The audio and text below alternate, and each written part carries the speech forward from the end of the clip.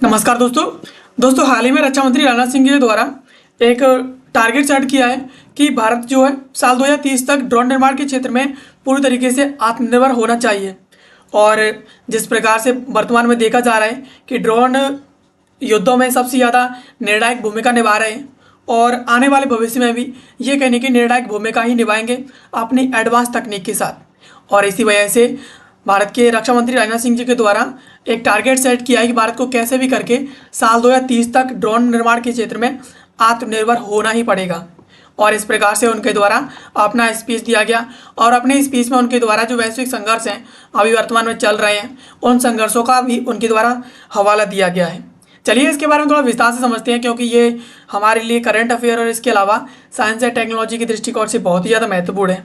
इसमें हम समझेंगे कि किस प्रकार से इनके द्वारा ये टारगेट सेट किया है और इसके अलावा भारत के ड्रोन निर्माण के लिए भारत वर्तमान में कौन कौन से योजनाओं पर काम कर रहा है, भारत के पास कौन कौन से ड्रोन वर्तमान में मौजूद है, इन सब के बारे में चलिए विस्तार से समझते हैं। सबसे पहले खबर के प्रमुख बिंदुओं के बारे में बात करेंगे। तो यहाँ पर रक्षा मंत्री राजनाथ सिंह ने जो रक्षा उद्योग सम्मेलन है उसमें कहा कि भारत को साल 2030 तक ड्रोन निर्माण में ड्रोन निर्माण के क्षेत्र में खासतौर पर पूरी तरीके से आत्मनिर्भर होगा जो है बनना होगा। उन्होंने स्पष्ट किया कि आत्मनिर्भरता केवल ड्रोन की असेंबलिंग तक सीमित नहीं होनी चाहिए, इसमें पूरी तरीके से मोल्डिंग और इसके अलावा जो सॉफ्टवेयर है, इंजन है, बैटरी है जैसे अहम घटक है वो भी इसमें शामिल होनी चाहिए। यानी रक्षा मंत्री राजनाथ सिंह जी राष्ट्रीय रक्षा उद्योग जो सम्मेलन है उसमें शामिल हुए थे और इनके द्वारा एक टारगेट सेट किया कि भारत को कैसे भी करके ड्रोन निर्माण के क्षेत्र में साल 2030 तक आत्मनिर्भर बनना होगा। और ड्रोन निर्माण के क्षेत्र में आत्मनिर्भर का मतलब ये नहीं है कि आप ड्रोन की असेंबलिंग ही करती रहो, आपको ड्रोन के मोल्ड, इसके अलावा सॉफ्टवेयर, इंजन, बैटरी, इस प्रकार की सभी चीज़ें भारत के अंदर ही बनानी होंगी। आपको बाहर से किसी प्रकार के इम्पोर्ट की ज़रूरत नहीं होनी चाहिए। इसके अलावा रक्षा मंत्री ने रूस, यूक्रेन, इसके अलावा इजराइल, ईरान संघर्षों का हवाला देते हुए बताया कि भविष्य के जो युद्ध होने वाले हैं उनमें ड्रोन जो किस प्रकार से अपनी निर्णायक भूमिका निभाएंगे।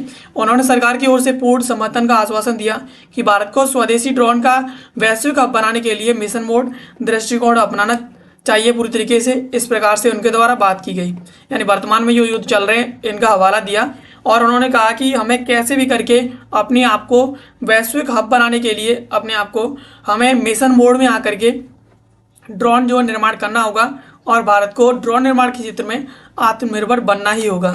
इसके अलावा वैश्विक संघर्षों से मिले सबक की बात करें तो हाल के युद्धों ने दिखाया है कि ड्रोन अब एक सामरिक समर्थन का साधन नहीं रहे हैं, बल्कि यह सैन्य रणनीति का भी एक महत्वपूर्ण जो है हिस्सा बन गए हैं। और ईरान ने कम लागत वाले बड़े पैमाने पर उत्पादित ड्रोन को मिसाइल बलों, इसके अलावा इलेक्ट्रॉनिक युद्ध के साथ जोड़ करके लचीलापन और इसके अलावा लागत प्रभावशीलता का जो है मॉडल प्रस्तुत किया है। यानी ईरान ने दिखा दिया है कि कैसे भी करके हम कम लागत वाले ड्रोन बना करके और दुश्मन देशों की महंगी महंगी मिसाइलों के खिलाफ हम उनका इस्तेमाल कर सकते हैं। तो इससे कहीं ना कहीं हमारे अर्थव्यवस्था पर इतना ज़्यादा प्रभाव नहीं पड़ेगा, लेकिन दुश्मन की जो अर्थव्यवस्था है उस पर काफ़ी ज़्यादा प्रभाव पड़ेगा। तो ये कहीं ना कहीं ईरान ने दुनिया के सामने लाकर रख दिया है कि ड्रोन कितनी ज़्यादा महत्वपूर्ण है और वो कितनी ज़्यादा प्रभावशाली आने वाले भविष्य में हो सकती है। भारत के लिए ये रणनीति महत्वपूर्ण है क्योंकि उसे सीमित और इसके अलावा महंगे जो प्लेटफॉर्म हैं उनसे हट करके कैसे भी करके इसके लेवल और इसके अलावा जो घरेलू उत्पादन है उनकी ओर आगे बढ़ना होगा और घरेलू उत्पादन वाले जो ड्रोन सिस्टम है उनकी ओर आगे बढ़ना है। यानी भारत वर्तमान में जो सीमित और इसके अलावा महंगे जो प्लेटफॉर्म्स हैं, मिसाइलें हैं, इंटरसेप्टर्स हैं, वो वर्तमान में बना रहा है। लेकिन जिस प्रकार से ग्लोबल लेवल पर वॉर देखे गए हैं तो इन सब चीज़ों से एक चीज़ सामने आई है कि भारत को भी वर्तमान में कैसे भी करके बड़े स्केल पर और घरेलू उत्पादन को आगे बढ़ाते हुए भारत को जो ड्रोन सिस्टम है उसके क्षेत्र में आगे बढ़ना चाहिए।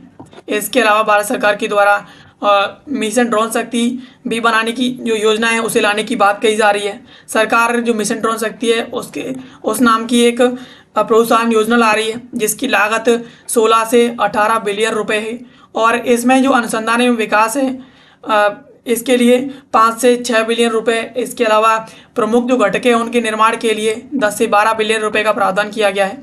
यानी सरकार एक योजना ला रही है जिस योजना में टोटल जो एक्सपेंडिचर है वो कम खर्चा है वो 16 से 18 बिलियन रुपए का रहने वाला है। और ये डिवाइड कर दिया है कि अनुसंधान और विकास में 5 से 6 बिलियन और इसके अलावा प्रमुख जो घटक हैं कंपोनेंट्स हैं उनके निर्माण के लिए 10 से 12 बिलियन का प्रावधान है। और ये जो योजना है वो प्रोडक्शन लिंक्ड प्रोत्साहन मॉडल है, उससे पूरी तरीके से प्रेरित है और वित्त वर्ष साल 2027 से इसके लागू होने की उम्मीद है। यानी सरकार ये जो योजना ला रही है वो योजना साल 2027 से लागू हो जाएगी, ऐसी उम्मीद जताई जा रही है, जिससे कहीं ना कहीं भारत जो है ड्रोन निर्माण के लिए खुद ही आगे बढ़ेगा। इसका जो उद्देश्य है वो घरेलू उत्पादन को बढ़ावा देना है और सबसे ज़्यादा बड़ा टारगेट है कि कैसे भी करके जो चाइनीज़ इम्पोर्ट है, चाइनीज़ आयात है, उससे निर्भरता को कम करना है और भारतीय जो कंपनी है उनके प्रोत्साहन से उन्हें प्रोत्साहन देते हुए कैसे भी करके आगे बढ़ाना है। यानी वर्तमान में भारत जो ज़्यादातर चीज़ें चीन से इम्पोर्ट करता है, चीन से खरीद रहा है और इसी वजह से भारत चाहता है कि कैसे भी करके चीन से अपनी निर्भरता को कम किया जाए, क्योंकि वर्तमान में हमने काफ़ी ऐसी खबरें देखी हैं। पिछली वीडियोस में भी हमने एनालिसिस किया था कि चीन ने कुछ ऐसे प्रेडेटर ड्रोन भांति के ड्रोन्स बनाए हैं जो काफ़ी देशों के द्वारा खरीदे गए हैं, लेकिन उनकी कॉस्ट और उनके मेंटेनेंस की वजह से उन्हें वापस बेचना पड़ा है। हालांकि भारत ने तो ऐसा कुछ नहीं किया है, लेकिन भारत जो है कंपोनेंट्स हैं वो चीन से खरीदता रहता है। तो इस वजह से भारत चाहता है कि कैसे भी करके भारत चीन से कंपोनेंट्स का इंपोर्ट करने की बजाय अपनी भारत की खुद की कंपनीज हैं वो इनका प्रोडक्शन करें, इन्हें बनाए। एंड इसके अलावा एमएसएमई और स्वदेशी ड्रोन दौड़ की बात करें तो जो भारतीय एमएसएमई है यानी सूक्ष्म लघु और जो मध्यम उद्यम है और वो भी इस क्षेत्र में काफ़ी ज़्यादा आगे बढ़ रहे हैं। आईजी डिफेंस का जो प्रोजेक्ट काल है, इसके अलावा न्यू स्पेस रिसर्च है और उसका शेषनाग 150 है। ये लंबी दूरी की स्ट्राइक और जो झुंड सक्षम जो ड्रोन है उन्हें विकसित कर रहे हैं। यानी आईजी डिफेंस प्रोजेक्ट काल बना रहा है, इसके तहत इसने काफ़ी ज़्यादा जो घातक जैसे ड्रोन है वो डेवलप किए हैं। इसके अलावा जो न्यू स्पेस रिसर्च है इसने शेषनाग डेवलप किया है। ये इस प्रकार के ड्रोन हैं जो लंबी दूरी तक स्ट्राइक कर सकते हैं एंड इसके अलावा ये झुंड में जाकर के हमला कर सकती है, जो दुश्मन के लिए काफ़ी ज़्यादा वल्नरेबल बना देता है दुश्मन को। और इन परियोजनाओं से पता चलता है कि छोटे उद्यम भी काफ़ी तेज़ी से नवाचार, इसके अलावा विकेंद्रीकृत जो निर्माण है उसकी क्षमता रखती है। यानी छोटे छोटे जो उद्यम है वो भी काफ़ी बड़े लेवल पर प्रोडक्शन कर सकती है और नवाचार के क्षेत्र में काफ़ी ज़्यादा तेज़ी तरीके से आगे बढ़ सकते हैं। हालांकि यहाँ पर सबसे बड़ी चुनौती है वो ये है कि प्रोटोटाइप से बड़े पैमाने पर उत्पादन तक जो स्केलिंग कैसे किया जाए, बड़े लेवल पर इनका उत्पादन कैसे किया जाए, वो इसके लिए काफ़ी बड़ी समस्या बनी रहती है। भारत की ड्रोन और महत्वाकांक्षाओं के भविष्य की बात करें तो यदि ये योजनाएं जो भारत बना रहा है भविष्य में सफल रहती हैं तो भारत सामरिक ड्रोन का जो प्रमुख निर्यातक बन जाएगा। यानी इस प्रकार के जो रणनीतिक और सामरिक जो ड्रोन है भारत उनका बड़े लेवल पर निर्यात करेगा काफ़ी देशों को, और एमएसएमई और नवाचार जो है इसमें आगे करेंगे और बड़े उद्योग है वो इसका जो उत्पादन करेंगे। लेकिन यदि ये जो खरीद सुधार हैं और उत्पादन अगर बड़े लेवल पर इसकी स्केलिंग नहीं हो पाती है तो यहाँ पर भारत को आयात पर निर्भर रहना पड़ेगा और जिससे उसकी रणनीतिक स्वायत्तता है वो कमज़ोर हो सकती है। यानी भारत जब दूसरे देशों से खरीदेगा चीज़ें और उसके पास ऐसे कंपोनेंट्स नहीं होंगे जिनको विदेशों से उसे इंपोर्ट करना पड़ेगा, उसके बाद उन ड्रोन्स को मेंटेनेंस जो है उनको मेंटेन करेगा, तो ये काफ़ी ज़्यादा कॉस्टली होते हैं और ऐसे कहने की भारत की जो रणनीतिक स्वायत्तता है वो कमज़ोर होती हुई नजर आएगी। भविष्य इस बात पर निर्भर करता है कि नीति का जो क्रियान्वयन है वो कितना प्रभावशाली होगा, बुनियादी ढांचे का विस्तार कैसे किया जाएगा और सैन्य जो सिद्धांत हैं उनमें ड्रोन किस तरह शामिल किया जाता है।